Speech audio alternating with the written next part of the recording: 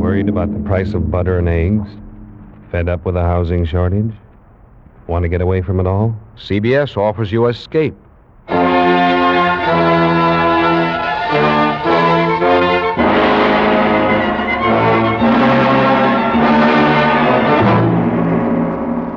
You're alone and unarmed in the green hell of a Caribbean jungle. You're being trailed by a pack of fiercely hungry dogs and a mad hunter armed for the kill. A mad hunter who believes that you, a human being, are the most dangerous game. The Columbia Broadcasting System and its affiliated stations present Escape, produced by William N. Robeson and directed tonight by Richard Sanville. Escape, carefully planned to free you from the four walls of today. Free you for a half hour of high adventure.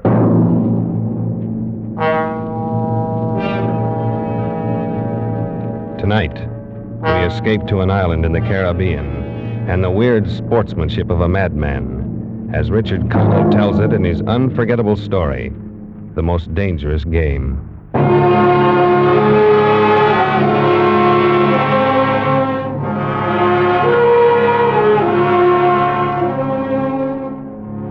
My name is Rainsford.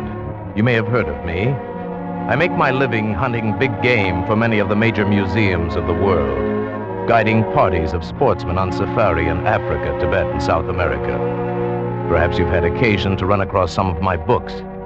But even if you have, there's one incident you won't find described in them. The full story of my most terrible hunt.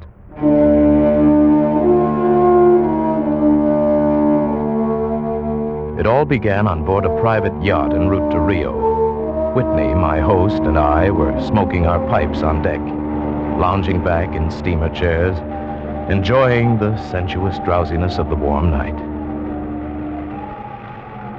Good dinner, eh? Excellent. Afraid I ate too much, though. Care for some gin rummy? Oh, no, I don't care to move. All right. There's a rather large island off there to the right somewhere. It's something of a mystery. Really? Oh, I didn't know. What island is it? The old charts call it Ship Trap Island. Suggestive name, isn't it? Sailors have a curious dread of the place. Some superstition. I can't see it. Well, you have good eyes, but even you can't see 4 miles or so through a moonless Caribbean night. No, not even 4 yards. It is dark, isn't it? It'll be light enough in Rio. Oh, by the way, hope the guns have come from Purdy's. We should have some good jaguar hunting up the Amazon.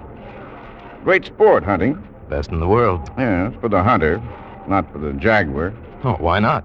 They've no understanding. Well, even so, I rather think they understand one thing. Fear.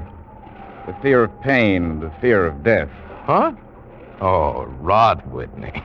Who cares how the jaguar feels? Well, perhaps the jaguar does. Oh, you're a big game hunter, not a philosopher. Look, the world is made up of 2 classes, the hunter and the hunted. We're lucky enough to be the hunters.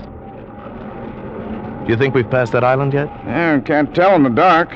I hope so. Why? Oh, the place has a reputation. A bad one. Cannibals? Hardly. Even cannibals wouldn't live in such an isolated spot. But it's gotten into sailors' legends somehow. Did you notice? The crew seemed jumpy today. Yes, they were a bit strange now that you mention it. Yes, it's a sort of dread, a kind of mental chill. I'll be hanged if I haven't felt it myself. Oh, pure imagination. But one superstitious sailor can infect a whole ship's company with his fear. Maybe. Though sometimes sailors have an extra sense which tells them when they're in danger. Enough of that. I think I'll turn in. I'm not sleepy. I'll just have another pipe. Well, good night, then. See you in the morning. Yes. Good night, Whitney.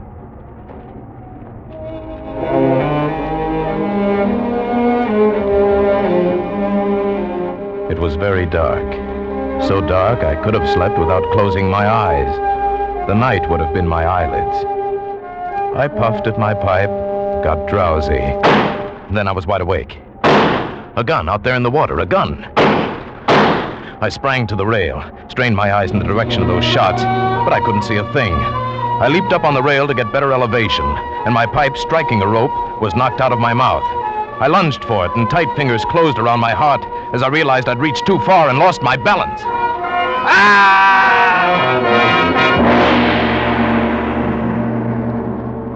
The blood-warm waters of the Caribbean closed over my head.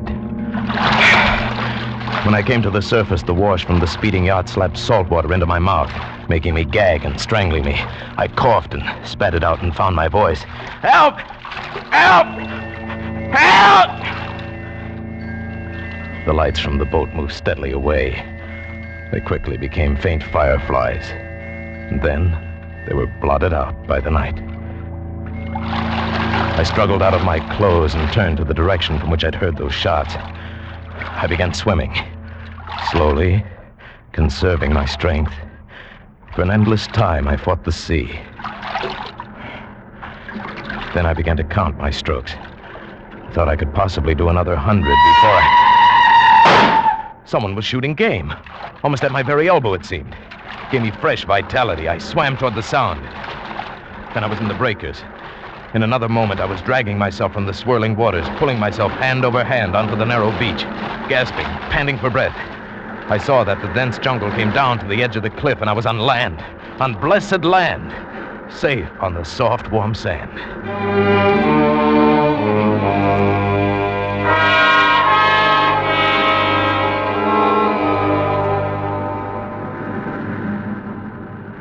I awoke late in the afternoon, a sharp hunger picking at me. As I slowly came to my feet, I saw, not far from where I'd been lying, signs of a terrible struggle in the underbrush that sloped so sharply to the beach. Some wounded thing, evidently a large animal, had thrashed about there in its death fight. And almost at my feet was a small glittering object, an empty cartridge from a .22. That was odd. The hunter had had his nerve to tackle a large brute with so small a gun. I examined the ground closely and found what I'd hoped for. The print of hunting boots. They pointed up toward a recess in the cliff, and I hurried quickly after them, for night was beginning to settle on the island.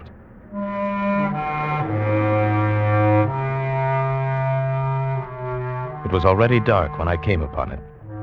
First, I thought it was a village. There were so many lights. But as I came closer, I saw that all the lights were in one building, a chateau on a high bluff. In a few moments, my bare feet were padding up stone steps, and I stood in front of the massive oaken door.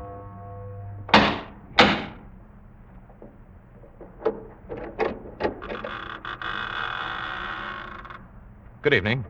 Oh, please don't be alarmed. There's no need for that gun. I'm no robber. It sounds silly, but I fell off a yacht. My name is Sanger Rainsford of New York City. He was certainly not alarmed by me, this giant who stood facing me. The revolver in his hand continued to point steadily at my chest, and the man behind it was solidly built and black-bearded to the waist, and silent. He waved me in with the gun and closed the door behind me. I was in a huge hall, but there was no time to look around. Another man was coming down the broad marble stairs, an erect, slender man in evening clothes. I stepped toward him. I've just been explaining to this chap that I've had an accident. My name is Sanger Rainsford. It is a great pleasure and honor to welcome Mr. Rainsford, the celebrated hunter, to my home. Wow, thank you. I've read your book on hunting snow leopards in Tibet. I'm General Zarov. Believe me, General, I'm very happy to see you. All right, Ivan, you can put down that gun. This gentleman is a guest. Ivan is an incredibly strong fellow, but he has the misfortune to be a mute. A simple thing, but a bit of a savage. I'm even happy to see him. Come, we should not be chatting here. You want clothes, food, rest. You shall have them. This is a most restful spot. I can't tell you how grateful I am. It is my pleasure. Follow Ivan, if you please, Mr. Rainsford. I was about to have my dinner, but it can wait. I think my clothes will fit you.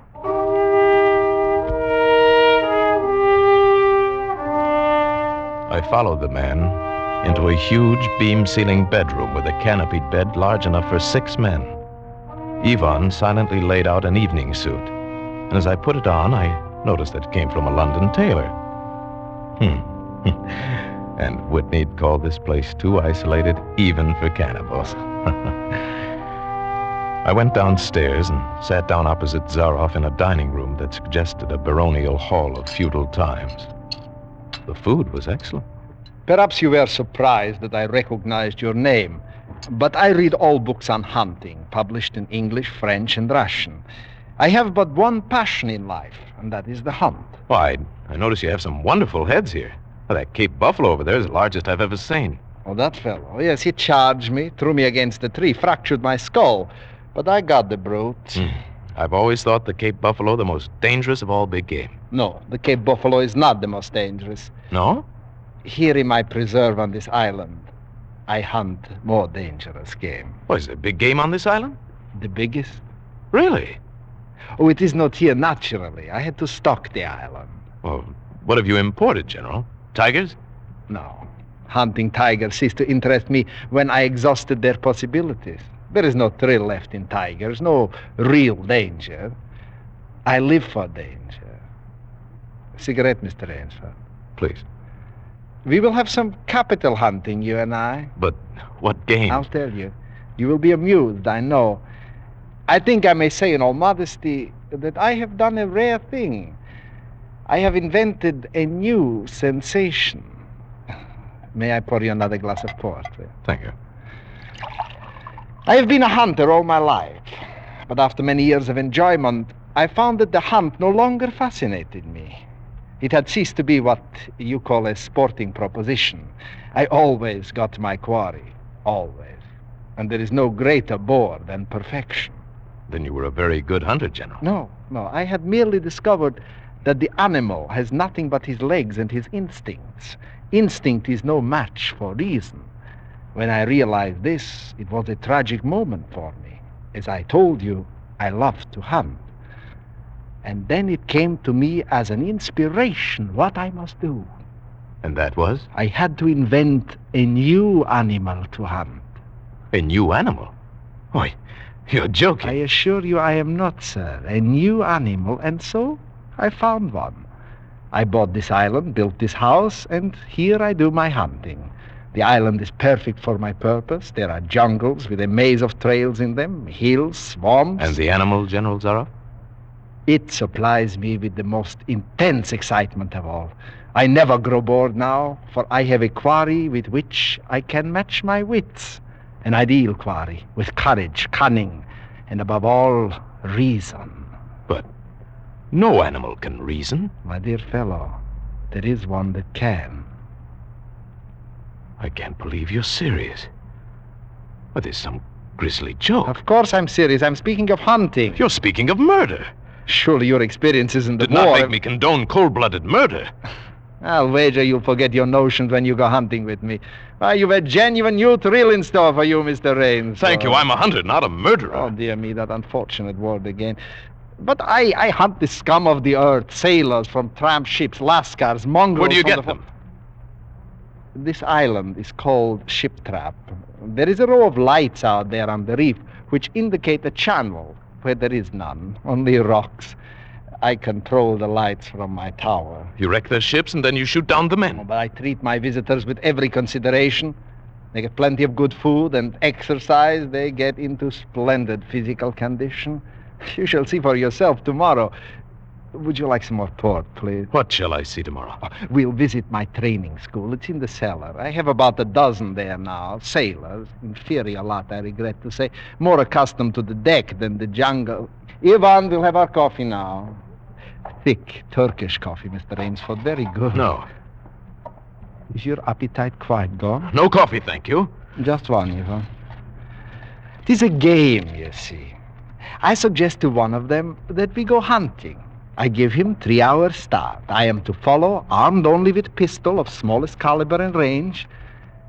If my quarry eludes me for 3 whole days, he wins the game. If I find him, he loses. And If he refuses to be hunted? Oh, I give him the option. If he won't hunt, I turn him over to Ivan here. Ivan once served as official executioner to the Great White Tsar, and he has his own ideas of sport. Invariably, they choose the hunt. And if they win? To date, I have not lost. I don't wish you to think me a braggart. Once did almost win. Eventually, I had to use the dogs. The dogs? Yeah. Just step over here to the window a moment. I want you to see my courtyard. Go ahead, Mr. Rainsford. Open the window, please.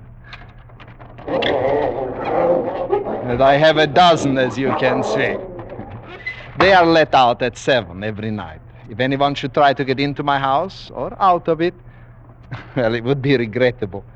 And now I want to show you my new collection of heads. Will you come with me to the library, please? I hope you'll excuse me tonight. I'm really not feeling at all well. Oh, I am sorry. You need a good, restful night's sleep. Tomorrow you'll feel like a new man, and then we'll hunt. I wonder at the promising prospect. But I was already hurrying from the room and up the marble stairway. I heard him calling after me. Sorry you can't go with me tonight. I expect rather fair sport, a big, strong native from west coast of Africa. He looks resourceful. The bed was good. I was tired, but I didn't sleep. I didn't toss or turn. I didn't move. I just lay rigidly in one spot, my eyes on the ceiling, my arms tight against my side, my breathing slow and heavy, my mind empty, waiting. The inky black was just beginning to dissolve. A thin line of gray was just beginning to seep insidiously into my room when Zaroff found his quarry. Then, I suppose I slept. When I awoke, the sun's shadows were already slanting through my room. Must have been well after noon. I came down to find General Zaroff pouring himself a glass of brandy by the sideboard. Mr. Rainsford, feeling better, I trust? Yes. I wish I could say the same. No, I'm not well. Hunting was no good last night. He made a straight trail, offered no problems at all. General, I want to leave the island at once. Mr. Rainsford, tonight we will hunt, you and I. No, General. I've told you I will not hunt. I beg you to reconsider. My idea of sport is much more diverting than Ivan. You mean that? Yes, you and I. It's really an inspiration. A foeman worthy of my steel at last. Oh, you'll find this game worth playing, Rainsford. Your brain against mine. Your woodcraft against mine. Your strength and stamina against mine. Outdoor chess. And the stake is not without value, eh? And if I win? If I do not find you by midnight of the third day, then I'm defeated. My sloop will place you on the mainland near a town. Oh, you can trust me. I give you my word as a gentleman and as a sportsman. Of course, you in turn must agree to say nothing of your visit here. I'll agree to say nothing of the kind. Well, in that case, well, why discuss it now? 3 days from now, we can chat about it over a bottle of Veuve Clicquot. Unless... And now listen, Rainsford, Ivan will supply you with hunting clothes, food, and knife. I suggest you wear moccasins. They leave a poorer trail. I suggest, too, you avoid the big swamp in the southeast corner of the island. There's quicksand there. And now you'll want to start, no doubt. I shall not follow until dusk. Hunting at night is so much more exciting than by day, don't you think, Mr. Rainsford? Good hunting.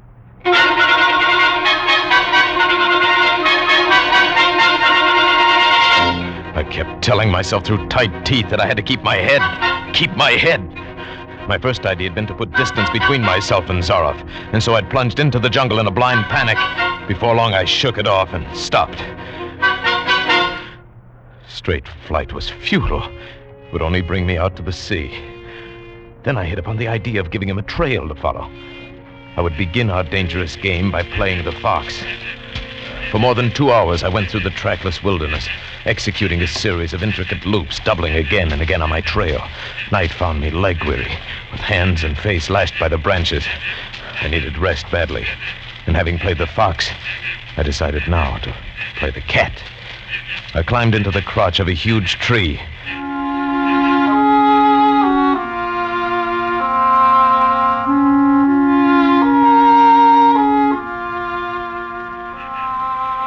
apprehensive night crawled slowly by like a wounded snake. Then at dawning, a startled bird suddenly screamed, and I flattened against the bough. Through a screen of leaves as thick as tapestry, I saw the general. Came slowly, his eyes fixed on the ground. Almost beneath my tree, he paused and went down on one knee, studying the ground. I would have gone for him, leaping the way a panther does, except for the small automatic in his right hand. After a seemingly endless time, he came back to his feet. His eyes left the ground and traveled inch by inch up the tree. I froze, every muscle tensed for a spring. But the hunter's eyes stopped just before they reached the limb on which I lay. A slow smile spread over his brown face. Oh, Rainsford, where can you have gone? Wherever are you, you clever dog? I simply must go home and lie down a bit to think this over. The pent-up air burst hotly from my lungs as he turned back and disappeared. So, the general was playing with me, was saving me for another day's sport. Zaroff was the cat, and I was the mouse. In that moment, I knew the real meaning of terror. I slipped from the tree and set off into the woods. I'd only gone a few hundred yards when I found a huge dead tree leaning against a smaller living one. I pulled my knife from its sheath and set to work.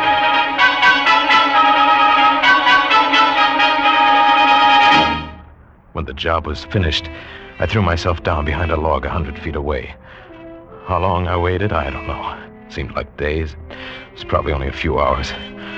Then he was coming again, with the sureness of a bloodhound. Nothing escaped those searching black eyes. No crushed blade of grass, no bent twig, no mark, however faint, in the moss.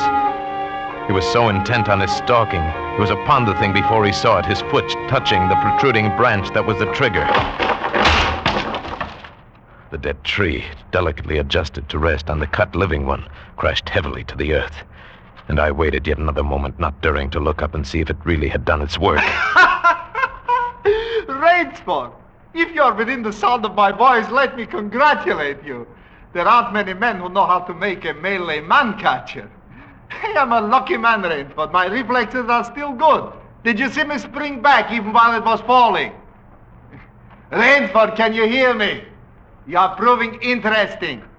I'm going back now to have my wound dressed. Don't be alarmed. It's only a slight one. I shall be back. I shall be back.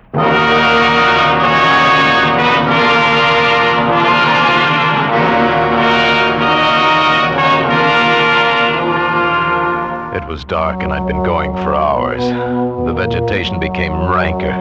Insects were biting me savagely. And when mud began sucking viciously at my feet like giant leeches, I knew where I was. About to enter the death swamp with its quicksand. However, the softness of the earth gave me an idea. I stepped back about a dozen paces out of the quicksand and began to dig. When the pit was above my shoulders, I climbed out, and from some hard saplings I cut stakes, sharpening them to a fine point. I planted the stakes at the bottom of the pit, with their points up. With flying fingers, I wove a rough carpet of weeds and branches, and with it I covered the mouth of the pit. Then, wet with sweat and aching with tiredness, I crouched behind the stump of a lightning-blasted tree.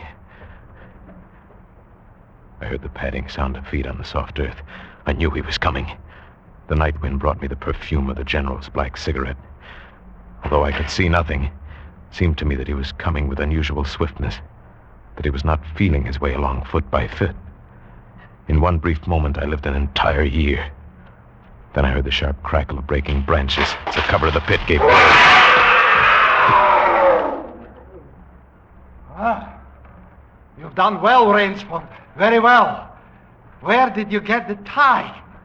Your Burmese tiger pit has claimed one of my best dogs. And so you score again. I must see what you can do now against my whole pack. He went away again, but I just lay there in the swamp that night. At daybreak, I was awakened by a distant sound, faint and wavering, the baying of a pack of hounds. I went up into a tree. Down a watercourse, not a quarter of a mile away, I could see the bush moving. I strained my eyes and saw the lean figure of General Zaroff. Just ahead of him, I made out the gigantic Ivan, holding the pack in leash. I prepared for the native trick I've learned in Uganda. I slipped from the tree, caught hold of a springy young sapling, and to it fastened my knife, its blade pointing down the trail. With a bit of wild grapevine, I tied back the sapling and ran for my life. The hounds hit the fresh scent and raised their voices, and I knew how an animal at bay must feel. Even as I ran, the clamor of the hounds suddenly ceased. And with it, my heart stopped. For that meant they'd reached the knife. I climbed excitedly up a tree and looked back, and hope died in my brain. The general was still on his feet. Ivan, however, was not. The knife, driven by the recoil of the springing tree, had done its work. Then the dogs took up the cry again, and I was on the ground once more. Nerve! Nerve! I panted the words over and over as I fled headlong. A blue gap showed through the trees dead ahead. I forced myself up on towards the gap and reached the sea. It lay 20 feet below me, rumbling and hissing. I stood a moment, poised over the edge. I heard the hounds. I knew it was the end. Then I leaped far out into the water.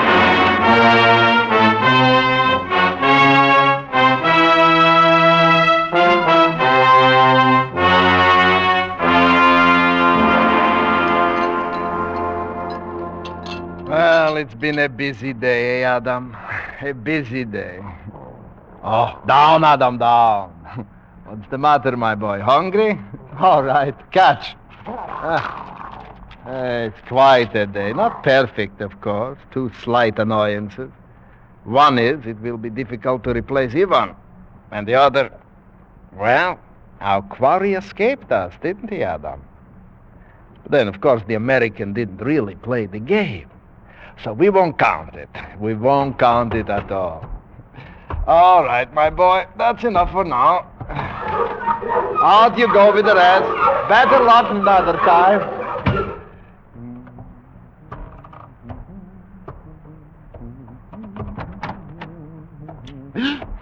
Rainsford, Good evening, General. how did you get here? I swam. I found that quicker than walking through the jungle. I congratulate you. You have won the game.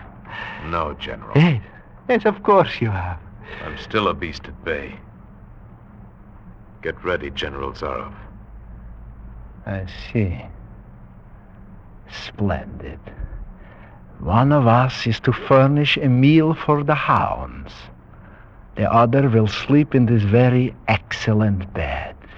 Good, Rainsford. Good.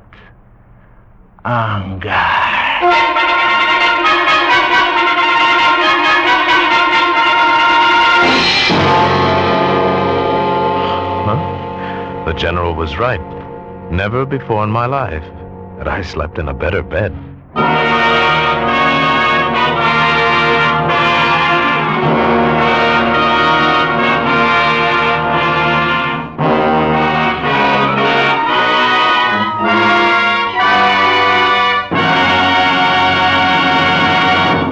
Escape is produced by William N. Robeson and was directed tonight by Richard Sanville. You have escaped tonight in the Richard Connell story, The Most Dangerous Game, adapted for radio by Irving Ravitch, with Paul Frees as Sanger Rainsford and Hans Conrad as General Zaroff. The special musical score was conceived and conducted by Cy Feuer.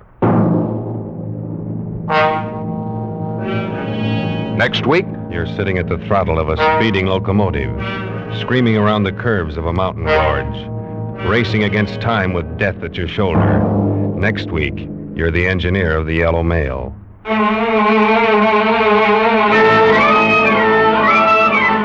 Next week, CBS offers you Escape with Frank H. Spearman's exciting story of railroading the run of the Yellow Mail. Until this same time next week, then, good night.